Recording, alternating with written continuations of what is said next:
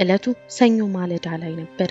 አንድ የዴሊቨሪ ሰራተኛ ወደ አንድ ትልቅ ሱፐርማርኬት የዕለት ስራውን ለመጀመር ይመጣል። መኪናውንም በመኪና ማቆሚያው ላይ አቆሞ ሲወርድ ግን አንዳች አይኑን ለማየት የሚከብደውን ነገር ተመለከተ። ይህም ሁለት ሴትና ወንድ ወጣቶች ጎን ለጎን በመሬት ላይ ወድቀዋል። እስትንፋሳቸውም ተቋርጦ ነበር።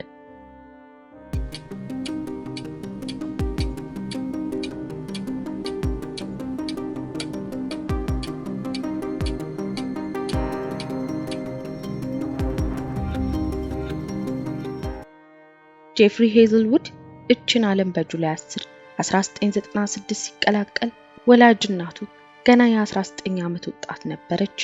አባቱ ገና እሱ ሳይወለድ በማፀን ውስጥ እንዳለ ነበር ከእናቱ ጋር የተለያየው። እናቱ ሼሪ ሄዝልውድ አዲስ ሰው አዲስ ሕፃን ወደዚች ምድር አምጥቶ ለመንከባከብና ለማሳደግ ብቁ ሴት የሆነች አትመስልም። በእርግዝናው ወቅት የራሷንም የጽንሱንም ጤና የሚጎዳ የአልኮልና አደንዛዥ እጾችን ትጠቀም ነበር። የእርግዝናው 9 ወራት አብቅቶ ጄፊችን ምድር ሲቀላቀል ለራሷም በህይወቷ ያልበሰለች የ19 ዓመት እናቱ ሼሪ እቅፍ ውስጥ ተገኘ። እናቱ ሼሪ ትንሹ ልጇን ለማሳደግ የቻለችውን 6 ወር እስከሚሆን ብቻ ነበር። በዚህም ጄፍን የማሳደግ ኃላፊነት በፍርድ ቤት ጸድቆ ለአያቶቹ ተሰጠ። ለራሷ ለሼሪ ወላጆች ማለት ነው። ሼሪ በየሳምንቱ ጄፍን ለማሳደግ የሚረዳው ለወላጆቿ መስጠት የሚጠበቅባትን ተቆራጭ መክፈል የማትችልበት ጊዜ ላይ ደረሰች። በዚህም ወላጆቿ ሼሪ ፍርድ ቤት አቅርበዋት ነበር። የጄፍ አያቶች ለልጅ ልጃቸው የሚገባውን ፍቅር ለመስጠት ጥረት እያደረጉ ቢያሳድጉትም የጄፍ ባህሪ ግን በተለይም እድሜው ከፍ እያለ ሲመጣ አስቸጋሪ መሆን ጀመረ። በዚህም ተደጋጋሚ ሪፖርቶች በሱ ላይ መነሳት ጀመሩ።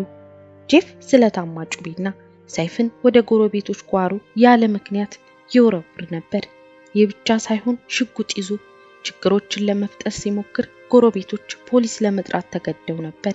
የወንድ አያቱን የእጅ ሽጉጥ ሰርቆ መውሰዱና የጄፍ የአእምሮ ሁኔታ ሁሉንም ስለሚያሳስብ ነገሩን ይበልጥ አስቸጋሪ የሚያደርግ ነበር። በአጠቃላይ ጄፍ በእድሜው በአስራዎቹ ክልል ውስጥም ያለ ለቁጥጥር አስቸጋሪ እንዲሁም አስፈሪ ሆነ። ይህ እየታወቀ ያለ የጄፍ ሁኔታ ነገር ግን ያልተገራ ማንነት በድንገት የንጹሃንን ነፍስ እስከ መንጠቅ የሚያደርስ የገዘፈ ጭካኔ በውስጡ እየተሰራጨ እንደሆነም ማንም የተረዳ አይመስልም። ናታሊ ሄንደርሰንና ካርተር ዴቪስ የ17 ዓመት እድሜ ላይ የሚገኙ ተማሪዎች ነበሩ። እኚህ ሁለት ወጣት ተማሪዎች ታዲያ ኦገስት 1 2016 የየራሳቸውን መኪና እያሽከረከሩ ወደ አንድ ሱፐርማርኬት ያመራሉ። ጄፍ በዚህ ጊዜ የ20 ዓመት ወጣት ሆኗል። በዚህ ቀን ታዲያ እሱም መኪናውን በዛው አቅራቢያ አቁሞ ውስጥ ተቀምጧል። ወዴት እንደሚሄድ ምን ማድረግ እንዳለበት እንኳን ሳያውቅ መኪናው ውስጥ ለረጅም ሰዓት ቁጭ ባለበት ሰዓት ነበር ሁለቱ መኪኖች ማለትም ናታሊና ካርተር የሚያሽከረክሩት መኪና ሲያልፍ የተመለከተው። ጄፍ ታዲያ በድንገት ሁለቱም ባለመኪኖች የመከተል ድንገተኛ ፍላጎት ያድርበታል። ከዛም ወደሚሄዱበት አቅጣጫ መከተል ጀመረ። ናታሊና ካርተር በሱፐርማርኬቱ የመኪና ማቆሚያ ቦታ ላይ መኪናቸውን ጎን ለጎን አቆሙ። ጄፍ እዛው አካባቢ መኪናውን አቆሙ የሁለቱን ሁኔታ መከታተል ጀመረ። ካርተር ከመኪናው ወጥቶ በናታሊ መኪና የኋላ ወንበር ውስጥ ገባ። ናታሊ መኪናውን ስታሽከረክር ተቀምጣ ከነበረው የፊተኛ ወንበር ወደ ኋላ ወንበር ተሻግራ ከካርተር ጎን ሆነች። በዚህም ታዲያ ሁለት ወጣቶች በዛ መኪና ውስጥ ለብቻቸው ማሳለፍ የሚፈልጉት ጊዜ እንደነበር የሚያሳብቅ ሁኔታ ነበር። ጄፍ ከሁለት ወጣት ተማሪዎች ጋር የቀደመ ትውውቅ የሌለው ቢሆንም በድንገት ግን ሊከታተላቸው ስለፈለገ ብቻ መኪናውን እነሱ ያቆሙበት አቅራቢያ በማቆም በቅርበት መከታተሉን ቀጠለ። ጄፍ የጀመረውን ክትትል እንዲሁ በቀላሉ ለማቆም አልፈለገም።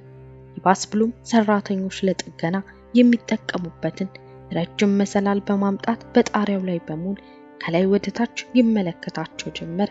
ጄፍ በጭንቅላት ውስጥ በድንገት የተፈጠረው የእብደት የሚመስለው ሐሳብ አንዳች መጥፎ ነገር እንዲያስብና እንዲያደርግ ይገፋፋል።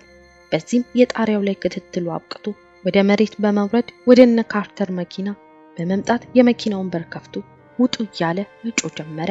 ካርተር ከመኪናው በፍጥነት ወጣ።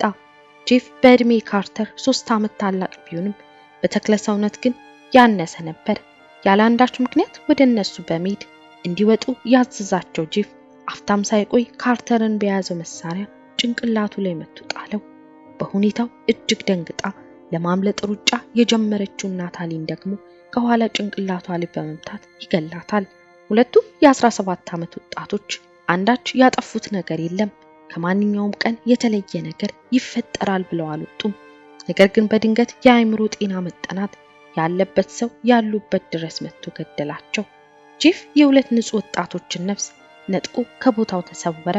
ከቆይታዎች በኋላ አንድ የዲሊቨሪ ሰራተኛ በሱፐርማርኬቱ የመኪና ማቆሚያ መኪናውን ለማቆም ሲሞክር የወደቁትን ሁለት ሰዎችን ተመልክቶ ወደ ፖሊስ በፍጥነት ደወለ። ፖሊስም በቦታው ደረሰ። ሁለቱም ተጠቂዎች መሞታቸውን አረጋግጦ ገዳዩን ለመፈለግ እንቅስቃሴውን ጀመረ። ጄፍ ነዳጅ ለመቅዳት ወይም አንዳንድ ቦታዎች ላይ ሲሄድ አንድ በፊልም ውስጥ ያየውን ማስክ ይለብስ ነበር።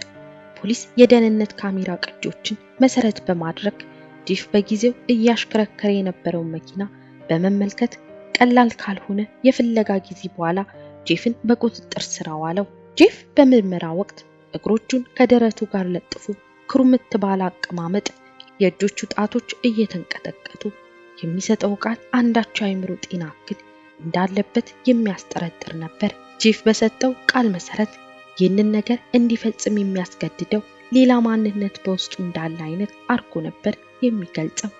ጄፍ በምርመራ ወቅት እጅግ እየፈራ የሚያለቅስና የሚንቀጠቀጥ ሰው ሆኖ ነበር ምርመራውን ሲያከናውን የነበረው።